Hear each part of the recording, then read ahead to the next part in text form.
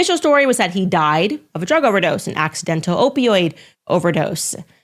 This is from the New York Times. They said, quote, Prince was found dead in the elevator of his home in Chanhassen, Minnesota on April 25th, 2016 by Mr. Kirk Johnson and others after he ingested the fatal amount of fentanyl, which is often used to manufacture counterfeit pills that are sold on the black market as oxycodone and other pain relievers. Okay, so that's the official story. What is the unofficial story? What is the unofficial story of Prince? Well, I'm just learning that throughout his entire career, this is the guy who quite literally turned his name into a symbol so that record executives could not benefit off of his name. Like, he was willing to just be a symbol so that he could have ownership over his name. He was constantly at war with the executives at the record labels.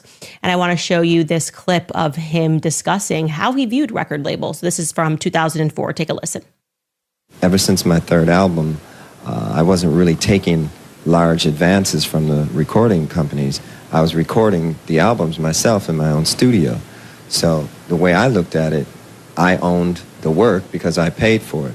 And I did all the work. I created it, so I felt like it should belong to me. That said, the companies felt otherwise, and they would always hold this contract up and say, well, you signed it. And I say, well, I understand that. It's not like I want to leave. I just want to, talk about this thing and see if we can't make it more fair. Of course, they wouldn't change, because if they changed, they wouldn't really exist. And that's kind of the situation we're in right today. They're not going to exist much longer.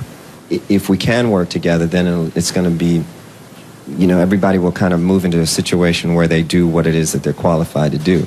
If they're going to be indeed a delivery service, then that's fine. But even FedEx doesn't say that they own the thing that they ship, right?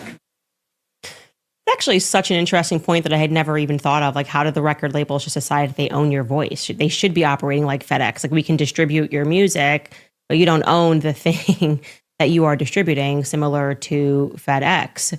He also discussed very early on something that we now know to be quite intentional when we think about the MKUltra program, but just the degeneration of music over time. Like, people were playing instruments, people had these nice themes that they were singing about, and suddenly there was this radical shift, and music has become increasingly more raunchy and more pornographic. Well, he was early to that game, and here's what he had to say to MTV News about that degeneration. Take a listen.